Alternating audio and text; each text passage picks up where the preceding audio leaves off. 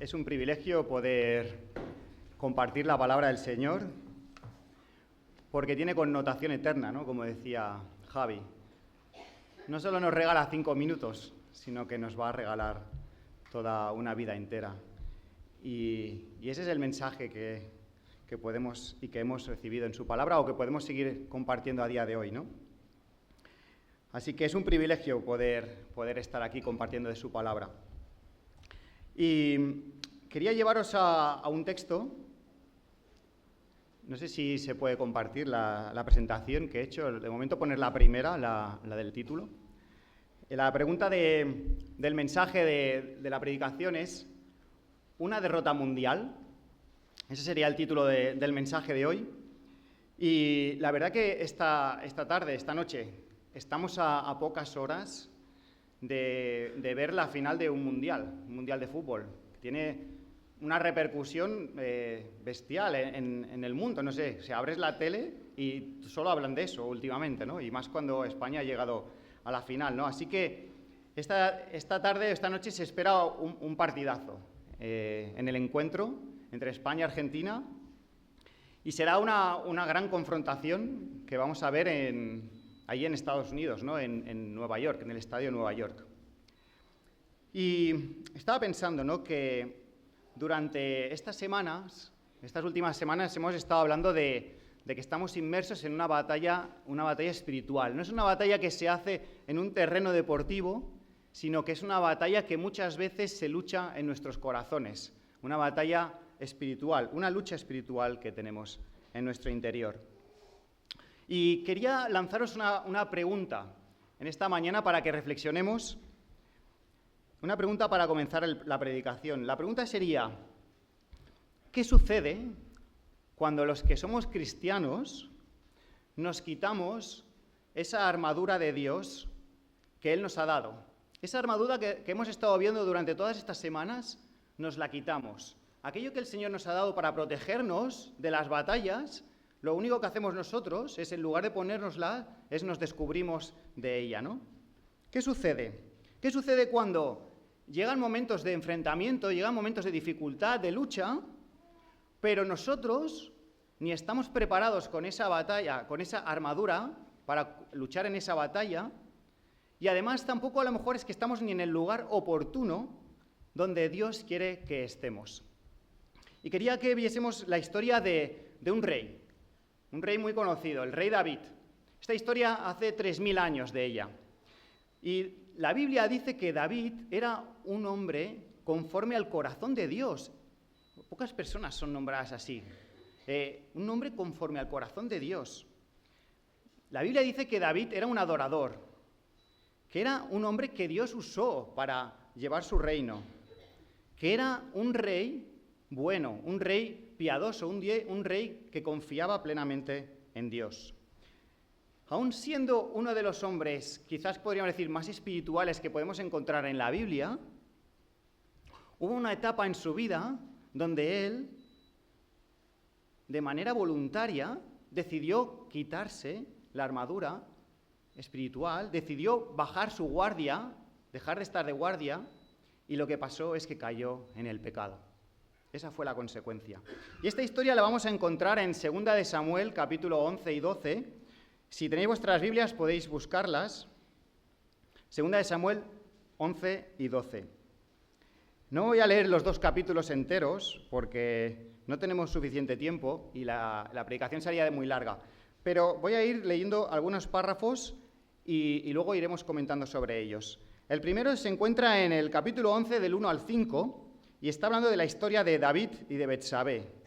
Le he titulado El descenso moral. Dice así, versículo 11: En la primavera, que era la época en que los reyes salían a la batalla, David mandó a Joab con la guardia real y todo el ejército de Israel para que destruyeran a los amonitas y sitiara la ciudad de Rabá.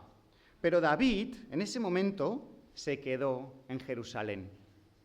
Una tarde, al levantarse David de la cama, comenzó a pasearse por la azotea del palacio y desde allí vio a una mujer que se estaba bañando.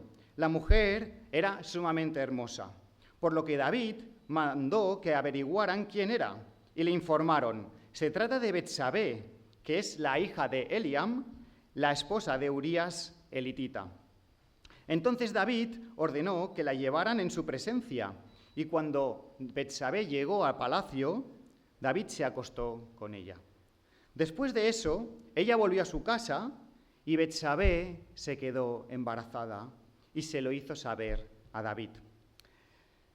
¿Qué se suponía en ese momento, cuando empieza la historia, que tenía que estar haciendo David en esa primavera? La respuesta es sencilla. Dice el texto que él tenía que estar yendo a la batalla. Era el momento de la batalla. Y en el texto hay un pero. Dice, pero él, en ese momento, cuando debía estar en la batalla, él se quedó allí, en Jerusalén. Y esto marcará el inicio de una de las caídas más trágicas de la Biblia.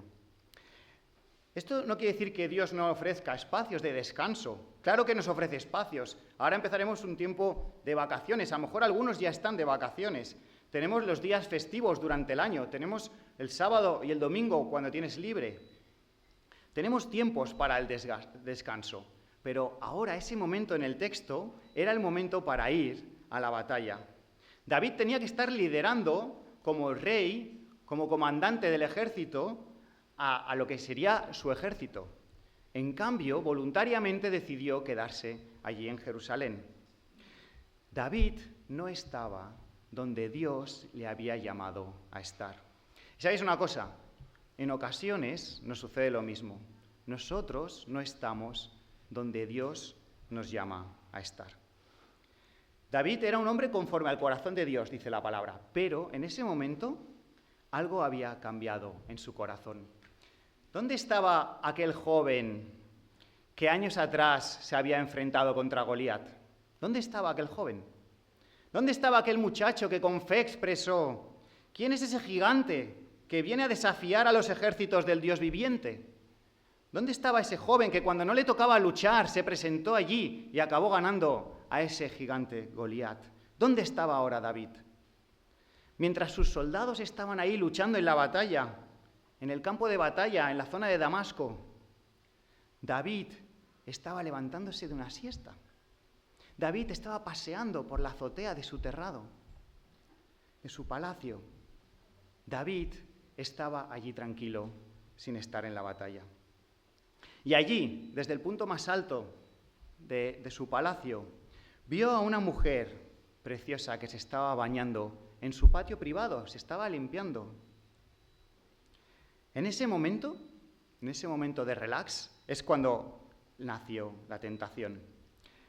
¡Qué ironía! Estaba reflexionando porque David, estando en el punto más alto de Jerusalén, algunos de vosotros habéis estado en Jerusalén, y la casa de David podéis ver que estaba en las zonas más altas de Jerusalén. Desde ahí contemplaba todo. Pues David estaba desde el punto más elevado de Jerusalén, es cuando comenzó el descenso más profundo de su vida.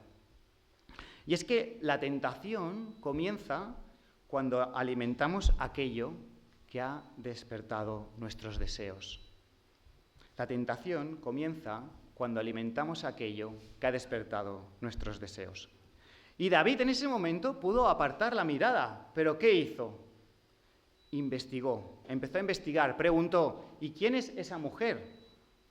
¿Quién es esa mujer? La curiosidad que tenía dentro fue alimentando ese deseo.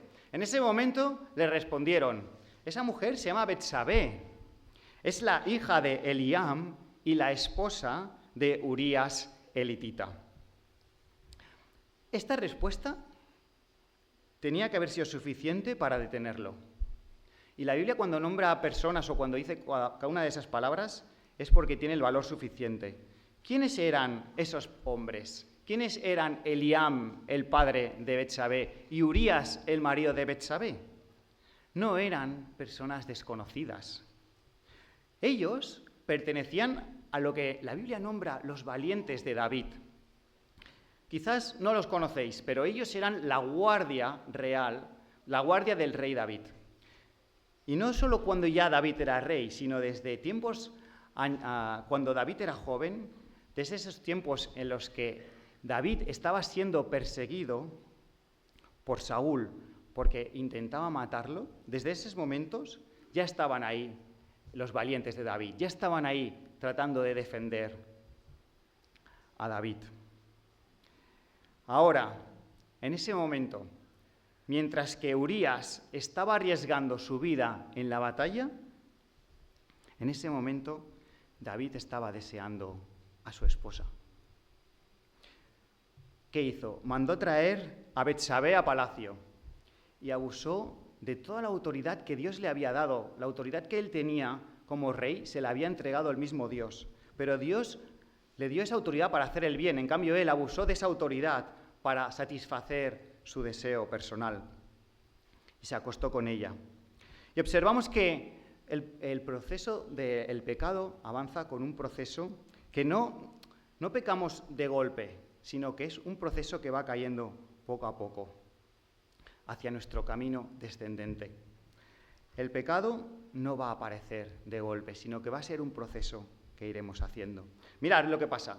Primero es que David se acomoda, David se despoja, David no va a la guerra, David baja su guardia espiritual.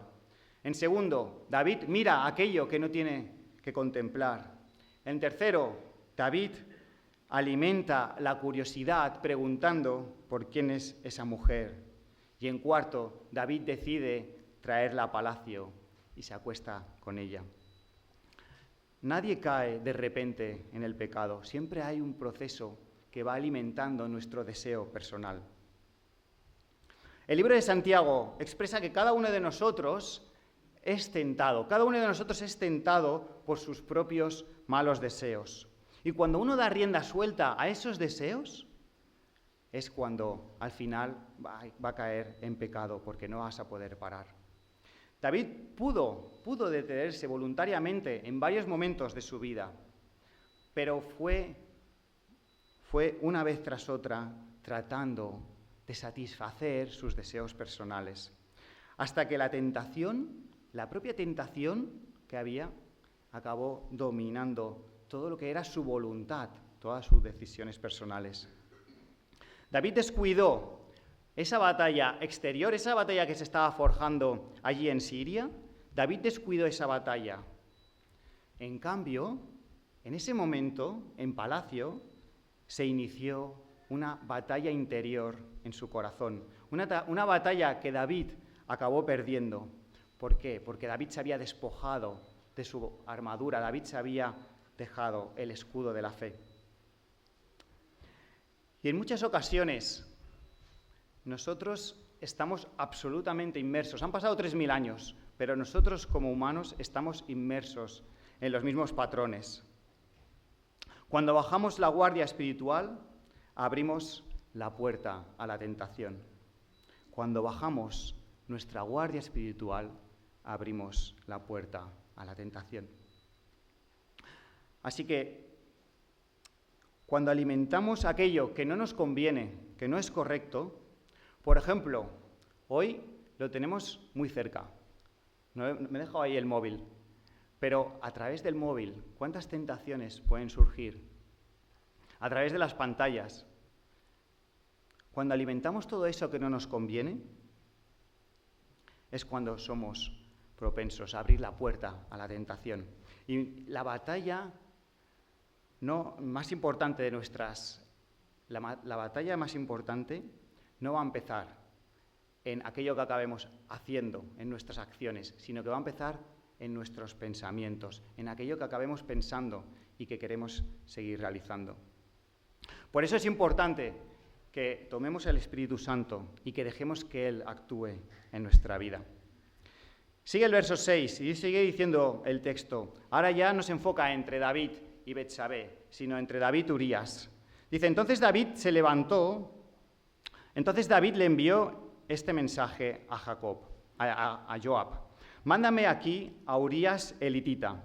Cuando Urías llegó, le dijo, Urías, vete a tu casa y acuéstate con tu mujer. Urías, en vez de irse a su propia casa, se acostó en la entrada del palacio donde dormía la guardia real. David se enteró y le preguntó, Urías, has hecho un largo viaje, ¿por qué no fuiste a tu casa? En ese momento le respondió, tanto el arca como los hombres de Israel y de Judá están bajo tiendas y mi señor Joab y sus oficiales acampan al aire libre en el campo de batalla. ¿Voy a entrar yo a mi casa para comer, para beber y para acostarme con mi mujer? Por tu vida, David, y por la vida de tu alma, que yo no voy a hacer tal cosa. En este texto vemos una conversa entre David y Joab. Vemos entre David y Urías. Y vemos lo que está sucediendo. Vemos que le llega a palacio una noticia de Betsabé. Betsabé le dice que ha quedado embarazada. En ese momento, David también podía haberse arrepentido, pero no, siguió adelante. No reconoció su culpa, sino todo lo contrario. Lo que hizo fue empezar un plan maquiavélico para ocultar su pecado, que se había acostado con Betsabé, y tratar de ocultarlo para que nadie se diera cuenta. Entonces David llama a Urías desde la batalla, lo hace traer a palacio y le dice que se vaya y que disfrute de su mujer esa noche. Así trataría de tapar ese pecado. En cambio, Urías se niega, se queda ahí con la guardia real en el palacio descansando y le responde: ¿cómo voy a irme yo a mi casa a comer y estar con mi mujer mientras que el resto de soldados están ahí luchando? La mente de Urías, la mente del valiente Urías, él seguía enfocado en la batalla, todavía no estaba relajado, todavía entendía que no era ese momento de descanso. Urías seguía en alerta y permaneció fiel a David, aún incluso cuando dice el texto que David intentó emborracharlo. Vemos un contraste bestial entre la vida de David en esos momentos y la vida de Urías, que permaneció fiel. David tenía la autoridad como rey de Israel, pero perdió toda su integridad, traicionando a todos los soldados y entre ellos a Urías. En cambio, el valiente Urías, un hombre que dice que era hitita, que era de la tierra de Canaán, pero que en su momento creyó y se convirtió al Señor, mostró una fidelidad absoluta a su Señor. Y yo me pregunto, ¿acaso no tenía ganas Urías de estar con su mujer? Claro que tendría ganas. ¿Acaso no tendría ganas de estar ahí descansando? Pero aquí encontramos otra de las enseñanzas de este texto, porque los principios morales que tenía en ese momento Urías estaban por encima de sus deseos personales. Sus principios morales estaban por encima de sus deseos personales. Y esto tiene que hacernos reflexionar también a nosotros. Nuestros principios morales, aquellos que encontramos en la palabra, tienen que estar por encima de nuestros deseos personales. Sigue la historia. Y hay otro encuentro entre David y Joab. Menuda calor, ¿eh? ¡Fua! Estamos todos aquí asados. Bueno, vamos allá. Esto es peor que cuando me voy a correr por la mañana. ¡Qué calor! Sigue la historia y hay el encuentro entre David y Joab. Dice así el texto: a la mañana siguiente, David le escribió una carta. Esto había pasado ya 2 veces intentando que Urías se fuera con su mujer. Urías se queda en el palacio, se queda ahí fiel, sigue siendo fiel a su rey. Y en ese momento vemos que David le escribe una carta a Joab y se la envió a través del propio Urías, esa carta. Y la carta decía: poned a Urías al frente de la batalla, donde la lucha sea más dura. Luego dejadlo solo para que lo hieran y lo maten. Joab puso a Urías donde sabía que estaban los defensores más aguerridos, y entre los oficiales de David que cayeron en la batalla, también perdió la vida Urías el hitita. Y hay un verso que es clave en este texto bíblico, el verso 27. Dice así: sin embargo, lo que David había hecho fue malo a los ojos del Señor. Al ver que la integridad de Urías arruinaba el plan maquiavélico de encubrimiento, David ya decide directamente, como hemos visto, matarlo. David no reacciona, sigue avanzando en su proceso de pecado. Él quería proteger su imagen. Había perdido ya todo lo que era su sentido de proporción, su sentido de justicia, durante tantos años que había sido como rey aquel que juzgaba, había perdido todo ese sentido de justicia y lo único que quería era encubrir. Así que vemos en el texto que David coge y lleva otra vez a Urías al frente de la batalla con su propia carta que está sellada para que lo acaben matando. Y curiosamente en el texto vemos que no solo muere Urías, sino que también mueren otros soldados que iban alrededor. Así que, injustamente, otras personas también acabaron muriendo por las decisiones inapropiadas del rey David. Pero, como veíamos en el versículo 27, nada queda oculto ante Dios. Lo que David había hecho fue malo a los ojos del Señor. Dios no ignora ninguno de nuestros actos. Su justicia siempre acaba saliendo a la luz. Y hay una cosa que me pareció muy interesante cuando estaba estudiando este texto bíblico, y es que el nombre de Urías en hebreo, ¿sabéis lo que quiere decir? Urías en hebreo dice que mi luz es el Señor. Mientras que David estaba intentando encubrir, el nombre de Urías quiere decir que mi luz es el Señor. Y el Señor todo lo ve, y eso fue malo a sus ojos. Y ya veremos que en adelante, que la reacción del Señor que todo lo ve no quedó oculta. Así que todas las personas, sin excepción, somos responsables ante Dios de nuestras acciones. Entonces nos vamos al capítulo 12. Y dice la historia, ahora David, después de estar con Betsabé, después de encontrarse con Urías, luego de enviar a Urías a la batalla a través de Joab, hay un encuentro en el capítulo 12 entre David y Natán. Dice así, después de un tiempo, dice, el texto bíblico no lo vamos a leer, lo voy a explicar y luego leeremos una parte. Pero empieza el capítulo 12 diciendo que después de un tiempo, el hijo de Betsabé, que se había quedado embarazada, ya había nacido. Y entonces David pensaba que ya había encontrado toda la solución, que había tapado su pecado, ya la vida seguía igual, sin problema, Urías había muerto, toda la situación parecía él tranquila. Pero en ese momento, en el momento oportuno, después de ese tiempo, a lo mejor había pasado un año, a lo mejor 2, a David le llega un profeta que se llama Natán, y le lleva un mensaje de juicio. Y es que en ocasiones Dios nos va a enviar a personas para confrontar nuestra situación. Y en ese momento vemos que Natán no le confronta directamente, sino que le empieza a explicar una historia, una parábola. Y le dice en esa historia que habían 2 hombres en situaciones totalmente opuestas.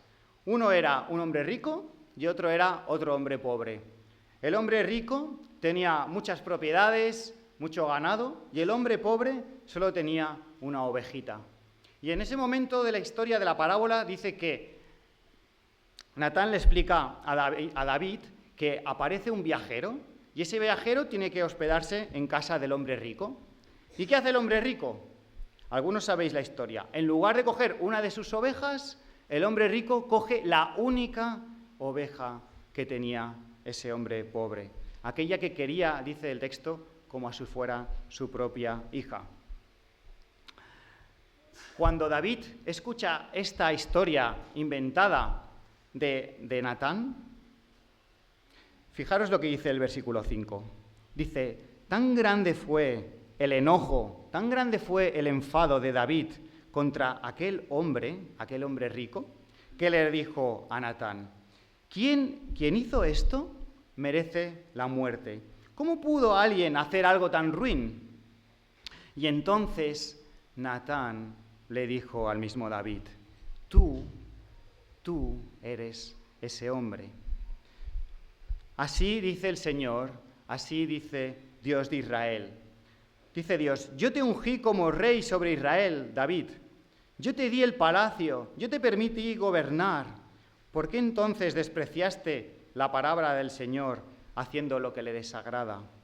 ¿Por qué asesinaste a Urías elitita para apoderarte de su esposa? En ese momento, David reconoció ante Natán y dijo, he pecado contra el Señor. Y Natán le contestó, el Señor ha perdonado tu pecado, no morirás. David percibe inmediatamente la enorme injusticia. David se enfada contra ese rico, ese hombre que había actuado mal. Y además es que David directamente declara que ese hombre merece morir. Pero en cambio, Natán le dice una de las palabras más impactantes de la Biblia: tú eres ese hombre.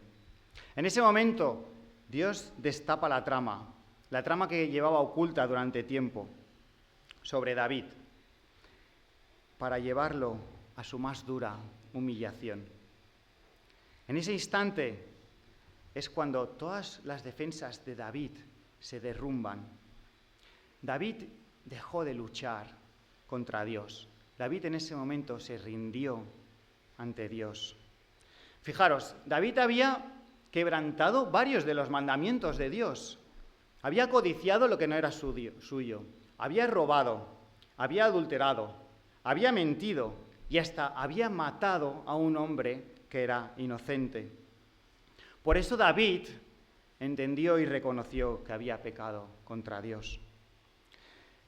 Y después de esa confrontación de Natán, David ya no intentó, por fin, después de tanto tiempo intentando cubrir, David ya no intentó ya defenderse más, sino que reconoció su pecado. Y lo vemos escrito en la Biblia, en el Salmo 51. David, después de reconocer su pecado, dijo en el Salmo 51, ten piedad de mí, oh Dios, en ese arrepentimiento. Dice David en el Salmo 51, ten piedad de mí, oh Dios, lávame, límpiame, contra ti, Dios, he pecado. Crea en mí un corazón limpio. Este Salmo 51 es la voz de un hombre que se ha arrepentido. La confrontación de Natán también nos hace una pregunta a nosotros bastante incómoda. ¿Estamos dispuestos nosotros hoy a escuchar aquello que Dios quiere corregir de nuestra vida? ¿Estamos dispuestos a escuchar a Dios? Porque Dios no está buscando a personas perfectas, porque no la hay ninguna. Pero en cambio Dios quiere restaurar a personas que son arrepentidas, que se arrepienten de su pecado. Dios no está buscando a personas perfectas. Dios quiere restaurar a personas que se arrepienten de su pecado. David se rindió en ese momento ya ante Dios, dejó de luchar, dejó de buscar excusas, dejó de culpar a otros, dejó de justificarse. David reconoció su pecado. Y lo sorprendente en ese momento es la respuesta del Señor. Porque mientras que un momento antes David había dicho, ese hombre rico que le había robado la oveja al pobre, le dijo, merece morir, Natán le dijo de parte de Dios palabras llenas de misericordia, de amor, de gracia, de compasión. Y le dijo, el Señor ha perdonado tu pecado y no morirás. Es verdad que el Señor había perdonado ese pecado, pero las consecuencias posteriores de ese pecado quedan reflejadas en la Biblia a partir del capítulo 13. O sea, hay un cambio radical entre la historia y la vida de David hasta el capítulo 12, en todo lo que encontramos en Samuel, desde el capítulo 13 en adelante, toda la vida del rey David y de su palacio y de su descendencia cambia radicalmente. Eso es las consecuencias de ese pecado que David cometió. Y quería hacernos otra pregunta, quizás un poco más profunda. Si Dios entonces es 100% justo, ¿cómo puede perdonar a ese culpable que es David después de haberse acostado, de haber robado, haber mentido, haber adulterado? ¿Cómo puede perdonar al que es culpable? Y lo vemos todos claramente sin que haya un castigo. Y esa pregunta quedó abierta durante siglos, hasta que llegó el momento de la cruz. Hasta que llegó la cruz. Un descendiente de David, y en su linaje hubo un momento que casi se rompe esa descendencia, pero eso siguió. Y un descendiente de David, aquel que llamamos que es el Hijo de Dios, Jesús, el Mesías prometido, el Hijo esperado, Ese es el que dio respuesta allí en la cruz. Jesús fue completamente, como decíamos antes, completamente inocente, fue sin pecado. Sin embargo, Jesús murió voluntariamente en la cruz ocupando tu lugar, ocupando mi lugar, el lugar que David también merecía y que merecemos cada uno de nosotros. Hay uno de los textos que me encanta de Romanos, dice, la paga del pecado es la muerte, pero el regalo que Dios nos da y nos sigue dando hoy a cada uno de nosotros es la vida eterna a través de Cristo Jesús. En la cruz Dios no pasó por alto el pecado, en la cruz Dios no pasó por alto la culpa, sino que Dios en la cruz la juzgó perfectamente, la juzgó plenamente. La justicia que David merecía, la justicia que merecemos cada uno de nosotros, cayó toda de lleno, todo ese peso cayó en Jesús. En la cruz Dios no dejó de ser justo para amarnos. Siguió amándonos, pero siguió siendo justo. En la cruz ese castigo se cumplió justamente en la persona de Jesús, en su único Hijo. Dice Romanos 5:8 que Dios demuestra su amor por nosotros en que cuando todavía somos pecadores cada uno de nosotros, cuando todavía fallamos, Cristo murió por nosotros. Mira, mientras que David mató a aquel que era inocente, a Urías, David lo mató para salvarse él mismo. Mientras que David mató a Urías, Jesús, aquel que era inocente, se sacrificó voluntariamente para salvar a cada uno de nosotros que somos culpables. En la cruz Jesús cargó con el pecado de la humanidad, de toda la humanidad, para justificar y para perdonar a todo aquel que cree en Él, a todo aquel que hoy pone su fe en Él. El reinado de David, en ese momento histórico, hace 3000 años, era uno de los reinados más importantes que había en el Antiguo Oriente. Ese hecho de David y esas consecuencias, ¿fue una derrota mundial en ese momento? Pues posiblemente sí que fue una derrota mundial. Y esta noche hay millones de personas que van a celebrar una victoria o van a celebrar una derrota de aquel que puede ser el equipo que sea el campeón del mundo. Pero hace 2000 años, como hablábamos de la cruz, hubo otra batalla.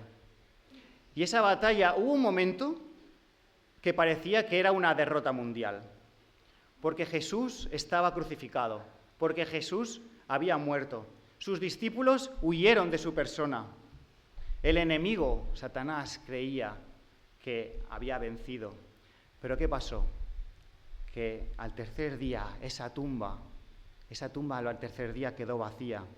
Jesús al tercer día resucitó. Aquello que aparentemente parecía una derrota se convirtió en la victoria más importante de toda la historia. Allí Cristo, en la cruz y resucitando, venció el pecado, venció a la muerte y venció a Satanás de una vez y para siempre. Y hoy, millones de personas, incluso algunos de los futbolistas que van a jugar esta noche, millones de personas hoy seguimos admirando esa victoria mundial. Qué importante es que a través de la historia que hemos visto hoy, y sé que hace calor ahora, pero qué importante es que pensemos que a veces no estamos donde Dios nos llama a estar. Qué importante es que pensemos que cuando bajamos la guardia espiritual que Dios nos ha dado, abrimos la puerta a la tentación. Qué importante es que pensemos que nuestros principios morales, aquellos que hemos descubierto a través de las enseñanzas de la Biblia, deben estar por encima de nuestros deseos personales para obedecer al Señor.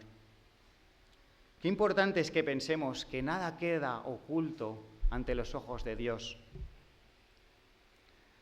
Qué importante es que reflexionemos de que Dios no está buscando personas perfectas, sino que Él quiere restaurar a personas que se arrepienten de corazón. Recuerda que solo Jesús puede transformar aquello que parece una aparente derrota en una victoria eterna. No de 5 minutos, como decíamos antes, una victoria eterna. Y yo quiero preguntarte esta mañana, ¿Quién es realmente el capitán de tu vida? ¿Estás luchando bajo su dirección o en estas últimas semanas has bajado la guardia? Hoy puedes volver a Jesús, porque Jesús sigue ofreciéndote su gracia. La gracia es recibir aquello que no merecemos.